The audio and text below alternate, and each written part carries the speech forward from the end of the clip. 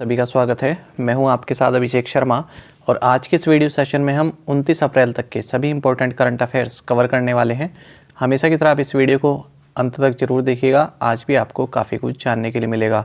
साथ ही गाइस, इस सेशन को शुरू करने से पहले आप सभी को बताना चाहूँगा, यदि आप हमारे daily current affairs PDF, weekly PDF और मंथली पीडीएफ चाहते हैं तो इस वीडियो के फर्स्ट कमेंट में या फिर डिस्क्रिप्शन में दिए गए लिंक पर क्लिक करके पा सकते हैं। साथ ही आप गूगल प्ले स्टोर से करंट अफेयर्स फंडा ऐप को भी इंस्टॉल कर सकते हैं, क्योंकि जो भी हमारा पीडीएफ मटेरियल है जिसमें आपको करंट अफेयर्स के साथ साथ स्टडी जीके भी प्रोवाइड कराते हैं, ये सभी मटेरियल आपको हमारी करंट अफेयर्स फंडा ऐप पर ही उपलब्ध हो पाएगा।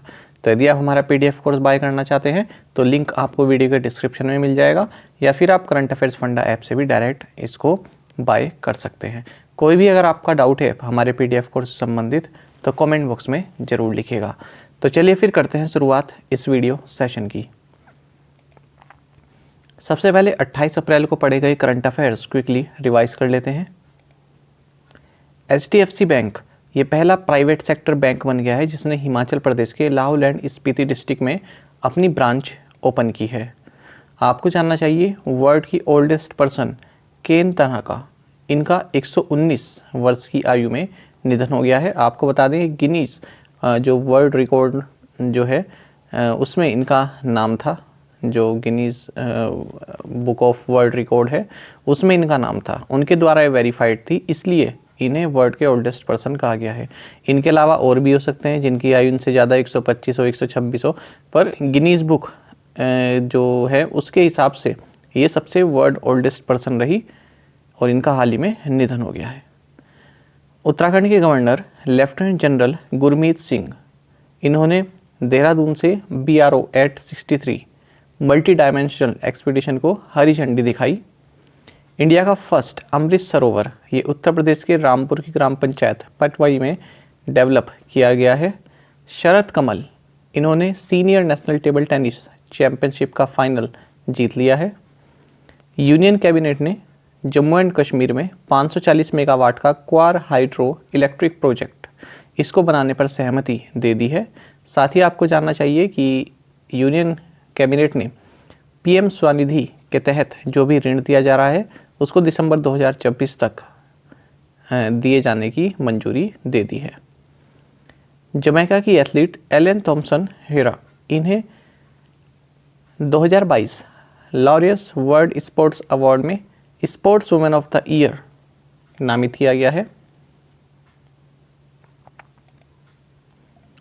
आपको जानना चाहिए कि Sweden based Stockholm International Peace Research Institute यानी कि SIPRI, इसके अनुसार 2021 में जो 5 लार्जेस्ट कंट्रीज़ रही जिन्होंने मिलिट्री पर अपनी सबसे ज़्यादा स्पेंड किया है, उनमें यूनाइटेड स्टेट्स पहले नंबर पर है, दूसरे पर चाइना है और तीसरे पर है इंडिया, चौथे पर UK है और पाँचवें पर रशिया। बायर्न म्यूनिक, इन्होंने ब्रोसिया डॉर्टमुंड को हराकर बुंदेसलीगा टाइटल जीत लिया है। बात यहाँ पर फुटबॉल की हो रही है। प्रधानमंत्री नरेंद्र मोदी ने फिजी कैपिटल सुआ में श्री सत्य साई संजीवनी चिल्ड्रंस हार्ट हॉस्पिटल इसकी ओपनिंग सेरेमनी को संबोधित किया। यूनियन कैबिनेट ने लिथुआनिया में नया इंडियन मिशन ओपन करने को मंजूरी दे दी है। यूनियन कैबिनेट ने इंडिया और चिली के बीच में डिसेबिलिटी सेक्टर के लिए कोऑपरेशन करने पर भी मंजूरी दे दी है। NTPC ने एनर्जी वर्ल्ड होल्डिंग्स के साथ एक MOU साइन किया है for gravity based energy storage technology. India और मालदीव्स मिलकर ट्रांसमिशन इंटरकनेक्शन इस्टेब्लिश करेंगे फॉर रिन्यूएबल पावर ट्रांसफ़र। और साथ ही आपको जानना चाहिए 2022 में international girls in ICT day ये 28 अप्रैल को मनाया गया है। चलिए अब 29 अप्रैल तक के सभी महत्वपूर्ण करंट अफेयर्स कवर करते हैं। Asia's biggest international food and hospitality fair आहार 2022 कमेंस्ड एट विच प्लेस। पूछ रहे हैं कि एशिया का सबसे बड़ा अंतर्राष्ट्रीय खाद्य और आतिथ्य मेला आहार 2022 किस स्थान पर शुरू हुआ है। ऑप्शंस आपके सामने हैं और सही आंसर ऑप्शन C रहेगा, न्यू दिल्ली। तो देखिए, agriculture and processed food products export development authority यानी कि अपेडा, इसने इंडिया ट्रेड प्रमोशन ऑर्गेनाइजेशन यानी कि ITPO इसके साथ मिलकर एशिया का biggest international food and hospitality fair जिसका नाम आहार 2022 है, इसको प्रगति मैदान न्यू दिल्ली में आयोजित किया है। क्वेश्चन ऐसा भी बन सकता है कि हाल ही में न्यू दिल्ली के प्रगति मैदान में अपेडा ने किसके साथ मिलकर एशिया का biggest international food and hospitality fair organise किया, तो उस कंडीशन में आंसर होगा ITPO। इस तरह से भी क्वेश्चन पूछा जा सकता है। बाकी आपको अपेडा के बारे में भी जानना चाहिए कि इसकी स्थापना 1986 में हुई थी। इसका हेड ऑफिस न्यू दिल्ली में है और इसके चेयरमैन डॉक्टर मधय्यान अंगमुथु हैं। Who won Emilia Romagna Grand Prix 2022? Emilia Romagna Grand Prix 2022 किसने जीता है? ऑप्शंस आपके सामने हैं। सही आंसर ऑप्शन डी रहेगा, मैक्स वर्स्टैपन। तो देखिए मैक्स वर्स्टैपन जो कि रेड बुल के लिए ड्राइव करते हैं और नीदरलैंड से हैं, इन्होंने एमिलिया रोमैग्ना ग्रां प्री 2022 जीत लिया है जो कि इमोला इटली में हुआ है। और इससे पहले ये सऊदी अरेबियन ग्रां प्री भी जीत चुके हैं इस साल। अच्छा, इस साल अगर और रेस की हम बात करें, दो तो ये हो गई, एक तो एमिलिया रोमैग्ना और सऊदी अरेबियन ग्रां प्री। इसके अलावा बहरीन ग्रां प्री 2022 भी हुआ है, ऑस्ट्रेलियन ग्रां प्री 2022 भी हुआ है और ये दोनों ही रेसेस जीती हैं चार्ल्स लेक्लेर्क ने। तो ये 4 रेसेस अभी तक 2022 में हुई है और जो चार्ल्स हैं ये फेरारी के लिए ड्राइव करते हैं, मोनाको से हैं। साथ ही आपको जानना चाहिए जो ये मैक्स वर्स्टैपन है, इन्हें 2022 लॉरियस स्पोर्ट्स अवार्ड में जो है स्पोर्ट्समैन ऑफ द ईयर नामित किया गया है। Which two entities are partnering for आज़ादी की अमृत कहानियाँ, a series of films about women change makers? परिवर्तन लाने वाली महिलाओं के बारे में फिल्मों की एक श्रृंखला आज़ादी की अमृत कहानियाँ के लिए निम्न में से किसने पार्टनरशिप की है? ऑप्शंस आपके सामने है। देखिए, Netflix and Prasar Bharati, Netflix and Amazon Prime, Prasar Bharati या फिर डिज्नी प्लस, या फिर Netflix and the Indian government. तो काफ़ी अच्छे ऑप्शंस हैं और कंफ्यूजिंग है। सही आंसर यहाँ पर ऑप्शन डी रहेगा, Netflix and the Indian government. तो देखिए, ministry of information and broadcasting government of India ने आज़ादी की अमृत कहानियाँ इसको लॉन्च किया है किसके साथ मिलकर? OTT प्लेटफॉर्म नेटफ्लिक्स के साथ मिलकर, और ये आयोजन किया गया आज़ादी का अमृत महोत्सव के तहत। तो इसमें जो भी इस तरह की महिलाएं रही हैं जिन्होंने सोसाइटी में कोई ना कोई चेंज लाया है कुछ ना कुछ करके, तो उनसे संबंधित शॉर्ट वीडियोस दिखाई जा रही हैं। How many people in Bihar Bhojpur simultaneously waved the national flag together to create a Guinness World Record? Guinness World Record बनाने के लिए बिहार के भोजपुर में एक साथ कितने लोगों ने बिहार के भोजपुर में एक साथ कितने लोगों ने राष्ट्रीय ध्वज फहराया है? ऑप्शंस आपके सामने हैं और सही आंसर ऑप्शन सी रहेगा, 78,220, 78,220 लोगों ने। देखिए, भारत ने यहाँ पर Guinness book of world records में जगह बना ली है। क्यों बनाई है? क्योंकि देखिए, वीर कुंवर सिंह विजयोत्सव ये प्रोग्राम आयोजित किया गया जगदीशपुर भोजपुर बिहार में और यहाँ पर 78,220 फ्लैग्स को जो है वेव किया गया, यानी कि लहराया गया या फहराया गया, जो भी आप कह सकते हैं, लहराया गया। तो सबके हाथ में एक था, तो या तो आप ये कह सकते हैं कितने फ्लैग, तो 78,220, या फिर आप ये कह सकते हैं कितने लोगों द्वारा, तो 78,220 लोगों द्वारा। और ये हुआ union home minister Amit Shah की उपस्थिति में। आपको बता दें, इससे पहले ये रिकॉर्ड 18 साल पहले बनाया गया था जब 56,000 पाकिस्तानियों ने अपने नेशनल फ्लैग को वेव किया था लाहौर में।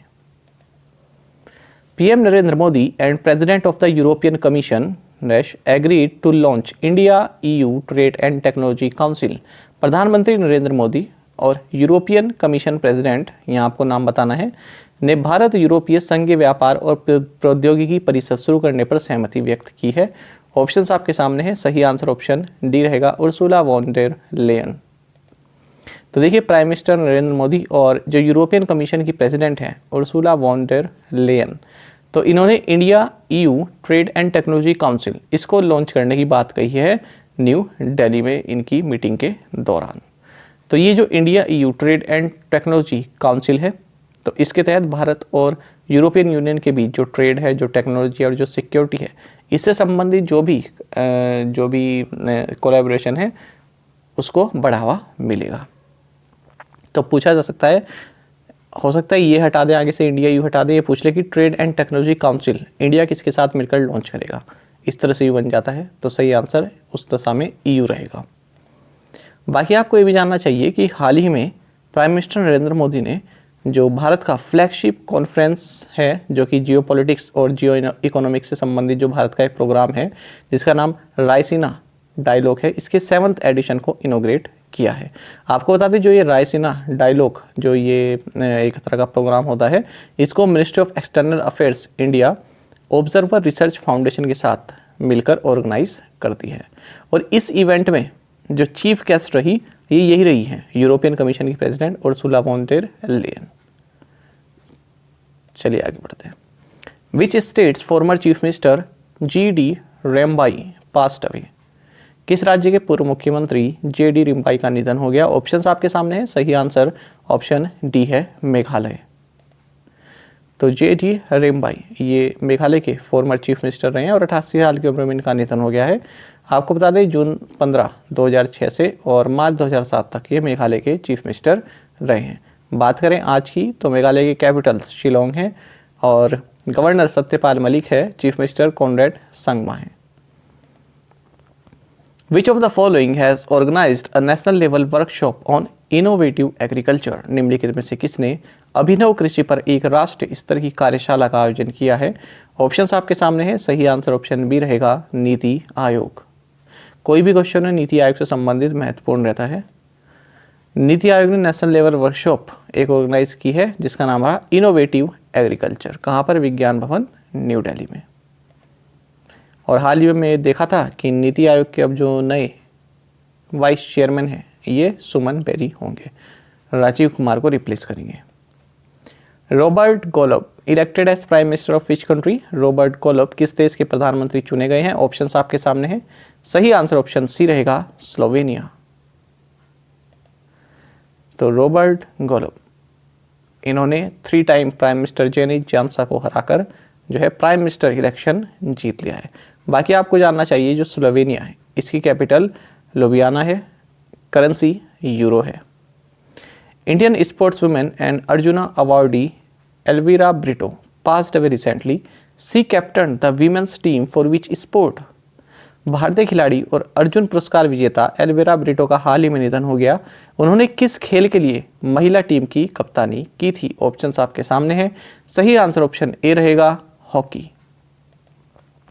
तो देखिए, former Indian women's hockey team captain रही हैं ये एल्विरा ब्रिटो। तो इनका हाल ही में एज रिलेटेड प्रॉब्लम्स की वजह से निधन हो गया है। आपको बता दें, कर्नाटक को इन्होंने 7 नेशनल टाइटल्स भी जिताए थे यदि हम घरेलू इवेंट्स की बात करें। और साल 1965 में ये दूसरी महिला हॉकी प्लेयर बनी थी जिन्हें अर्जुन अवार्ड से सम्मानित किया गया था। इनसे पहले एन लुम्स्टन थी। India is designated as the guest of honour country at. Bharat को किस इवेंट में गेस्ट ऑफ ऑनर देश के रूप में नामित किया गया है? ऑप्शंस आपके सामने हैं। सही आंसर ऑप्शन ए है, पेरिस बुक फेस्टिवल 2022। तो देखिए, जो पेरिस बुक फेस्टिवल 2022 है, इसमें भारत को guest of honour country designate किया गया है और ऐसा अनाउंस किया गया था 2018 में प्राइम मिनिस्टर नरेंद्र मोदी और जो प्रेसिडेंट हैं फ्रांस के एमेनुअल मैक्रोन के द्वारा एक जॉइंट स्टेटमेंट में। Who has been reelected as President of France? France के राष्ट्रपति के रूप में किसे फिर से चुना गया है? ऑप्शंस आपके सामने हैं। सही आंसर ऑप्शन सी रहेगा, एमेनुअल मैक्रोन। जानेंगे इनके बारे में। तो देखिए, फ्रांस के प्रेसिडेंट है और इन्होंने अपनी far right rival marine Le Pen इनको हरा दिया है और ये अब इनका 2nd टर्म है प्रेसिडेंट के रूप में। आपको बता दें, सबसे पहले 7 मई 2017 को फ्रांस के प्रेसिडेंट नियुक्त किए गए थे और साल 2002 में जैक्स शिराक के बाद से ये फर्स्ट फ्रेंच प्रेसिडेंट हैं जो कि री इलेक्ट हुए हैं, क्योंकि इनसे पहले जो निकोलस सरकोजी आए और फ्रैंकोइस होलैंड आए, ये दोनों जो है एक ही टर्म करके गए, दूसरे टर्म में ये फिर वापस नहीं आ पाए। Ministry of Civil Aviation and which state government signed MOU for development of Nagchala airport. नागर विमानन मंत्रालय और किस राज्य सरकार ने नागचला हवाई अड्डे के विकास के लिए समझौता ज्ञापन पर हस्ताक्षर किए हैं? ऑप्शंस आपके सामने हैं और सही आंसर ऑप्शन डी रहेगा हिमाचल प्रदेश। तो मिनिस्ट्री ऑफ सिविल एविएशन और हिमाचल प्रदेश गवर्नमेंट ने एक MOU साइन किया है। किस लिए? हिमाचल प्रदेश की मंडी डिस्ट्रिक्ट के नागचला में ग्रीनफील्ड एयरपोर्ट डेवलप करने के लिए। साथ ही आपको ये भी जानना चाहिए, हिमाचल प्रदेश से संबंधित एक और करंट अफेयर है कि हाल ही में National Highways Logistic Management Limited, इसने Ropeways and Rapid Transport System Development Corporation Himachal Pradesh, इसके साथ एक MOU साइन किया है जिसके तहत हिमाचल प्रदेश के कांगड़ा, कुल्लू, चंबा, सिरमौर और बिलासपुर डिस्ट्रिक्ट में रोपवेज डेवलप की जाएंगी। और साथ ही आपको मिनिस्ट्री ऑफ सिविल एविएशन संबंधित भी एक करंट अफेयर जान लेना चाहिए कि मिनिस्ट्री ऑफ सिविल एविएशन ने सफदरजंग एयरपोर्ट न्यू दिल्ली में योग प्रभा इस इवेंट को ऑर्गेनाइज किया है। Airtel payments bank launch the fixed deposit facility in partnership with which bank. Airtel payments bank ने किस बैंक के साथ साझेदारी में सावधि जमा सुविधा शुरू की है? ऑप्शंस आपके सामने है, सही आंसर ऑप्शन डी रहेगा इंडसइंड बैंक। तो देखिए, एयरटेल पेमेंट्स बैंक ने फिक्स डिपॉजिट फैसिलिटी लॉन्च किया है। किसके साथ पार्टनरशिप में? इंडसइंड बैंक के साथ पार्टनरशिप में, जिसमें कि 6.5% तक का इंटरेस्ट रेट आपको मिलेगा FD पर, और इससे ज़्यादा का भी मिल सकता है जो सीनियर सिटीजन है। और इसमें यदि आप प्रीमैच्योर विड्रॉल करते हैं तो उस पर कोई पेनल्टी नहीं लगेगी। बाकी आप जानते हैं एयरटेल पेमेंट्स बैंक के बारे में, CEO अनुब्रता विश्वास है, हेडक्वार्टर्स न्यू दिल्ली में है। टैगलाइन है banking is now at your finger tips, India's first payment bank. बात करें इंडसइंड बैंक की तो CEO सुमंत कथवालिया है। इसका रजिस्टर्ड ऑफिस पुणे महाराष्ट्र में। देखिए, अगर आप इंडसइंड बैंक की वेबसाइट में देखेंगे ना तो वहाँ पर ये रजिस्टर्ड ऑफिस लिखा हुआ है पुणे महाराष्ट्र। ये इन्फॉर्मेशन केवल यहाँ पर दी गई है। टैगलाइन है वी केयर दिल से, we make you feel richer. बाकी आप देखेंगे कि हेडक्वार्टर्स लिखा रहता है मुंबई महाराष्ट्र, पर यदि आप इनकी साइट में जाएंगे तो यही मिलेगा आपको, registered office Pune Maharashtra. Next है हमारे पास Mamannamana Vijayan passed away recently, who was he. So पूछ रहे हैं ममन नमना विजयन का हाल ही में निधन हो गया, वह कौन थे? ऑप्शंस आपके सामने हैं। सही आंसर ऑप्शन ए है बायोलॉजिस्ट। तो देखिए, molecular biophysicist and structural biologist professor Mamannamana Vijayan, इनका हाल ही में बेंगलुरु में निधन हो गया है। आपको बता दें, जो इंसुलिन का स्ट्रक्चर मतलब एक तरह से फाइंड करने में जो टीम थी उसमें इन्होंने जो है उसका भी एक पार्ट रहे थे। और साथ ही Indian National Science Academy INSA के फॉर्मर प्रेसिडेंट भी रह चुके हैं। Who has been elected chairperson of Haj Committee of India. भारतीय हज समिति का अध्यक्ष किसे चुना गया है? ऑप्शंस आपके सामने हैं। सही आंसर ऑप्शन बी रहेगा AP अब्दुल्ला कुटी। तो AP अब्दुल्ला कुटी, इनको चेयरपर्सन बनाया गया है हज कमेटी ऑफ इंडिया का। और पहली बार ऐसा हुआ है कि 2 महिलाओं को हज कमेटी की वाइस चेयरपर्सन बनाया गया। इनका नाम है मुनव्वरी बेगम और महफूजा खातून। First IT training and services centre of ethos digital inaugurated eight which place. Ethos digital के पहले IT प्रशिक्षण और सेवा केंद्र का उद्घाटन किस स्थान पर हुआ है? ऑप्शंस आपके सामने हैं। सही आंसर ऑप्शन ए रहेगा लेह। तो देखिए, इथोस डिजिटल का जो first IT training and service centre है, इसको लेह लद्दाख में इनोग्रेट किया गया है। आपको बता दें, इथोस डिजिटल ये कैलिफोर्निया बेस्ड मल्टीनेशनल कंपनी है जो कि डिजिटल कम्युनिकेशन और augmented reality and virtual reality products में डील करता है। इनकी फुल फॉर्म आपको पता होनी चाहिए, AR और VR। Name the Indian grandmaster who won the Menorca Open chess tournament. उस भारतीय ग्रैंड मास्टर का नाम बताइए जिसने मेनोर्का ओपन शतरंज टूर्नामेंट जीता है। ऑप्शंस आपके सामने है। सही आंसर ऑप्शन ए रहेगा डी गुकेश। तो देखिए, इंडियन ग्रैंड मास्टर हैं दोमाराजू गुकेश या डी गुकेश। इन्होंने मेनोर्का ओपन चेस टूर्नामेंट जीत लिया। इन्होंने फेलो इंडियन B अधिमन को हराया है। और इससे पहले हमने हाल ही में देखा था कि इन्होंने ही डी गुकेश ने ला रोडा इंटरनेशनल टूर्नामेंट भी जीता था। अब प्रीवियस असाइनमेंट क्वेश्चंस के आंसर देखते हैं। Name the Union Steel Minister Ramchandra Prasad Singh. Who are Sudarshan Pattnaik and Manas Sahu? Answer is sand artist. Which ministry launched Enterprise India initiative? Answer is Ministry of Micro Small and Medium Enterprises. Teen Murti भवन, जिसे पहले आप flag staff house के नाम से भी जानते थे, ये किस फॉर्मर इंडियन प्राइम मिनिस्टर का रेजिडेंस रहा है? आंसर है Pandit Jawaharlal Nehru. Name the village in Samba district of Jammu and Kashmir that has become the first panchayat in the country to become carbon neutral fully powered by solar energy? Answer is Palli. Burgeoning debt of the states a cause for concern. ये एक news headline हमने देखी। एक और news headline देखते हैं। Luxury hotels are burgeoning in China. तो दोनों ही न्यूज में क्या कॉमन है? बर्जनिंग। सो बर्जनिंग का मतलब होता है ग्रोइंग और डेवलपिंग क्विकली, काफ़ी तेजी से बढ़ना, यानी इंक्रीज होना रैपिडली, क्विकली। ठीक है, जैसे हम यहाँ पर देखें, a burgeoning tourist industry lifted the state's economy. किसी स्टेट की बात हो रही है कि उसकी इकोनॉमी जो है काफ़ी अच्छी जा रही है। क्यों? क्योंकि बर्जनिंग टूरिस्ट इंडस्ट्री है वहाँ पर, यानी कि ग्रोइंग करती हुई काफ़ी तेज़ी से वहाँ पर जो टूरिस्ट इंडस्ट्री है वो बढ़ रही है। इसी वजह से स्टेट की इकोनॉमी भी अच्छी हो रही है।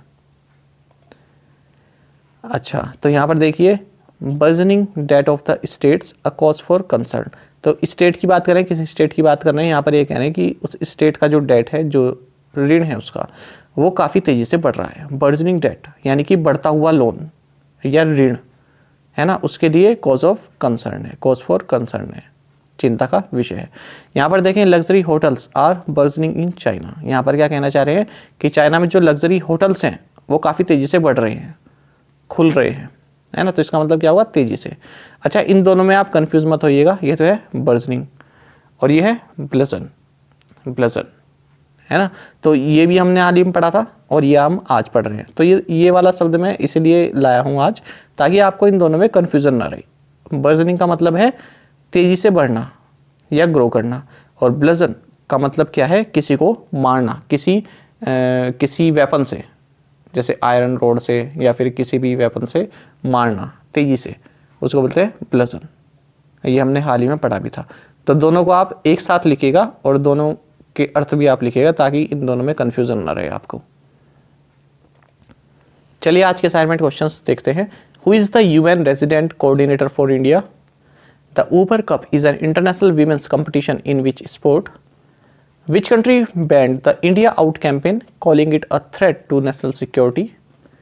Covaxin and what other vaccine have now been authorized for emergency use in children aged between 6 and 12 by the Drugs Controller General of India, who has become the world's 5th richest person, overtaking legendary investor Warren Buffett according to Forbes data?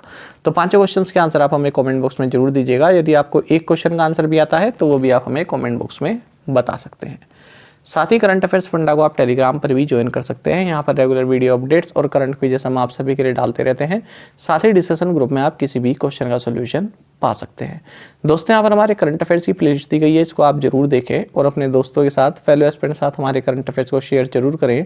आज का ये session आपको कैसा लगा comment box में जरूर बताइएगा। Thank you guys.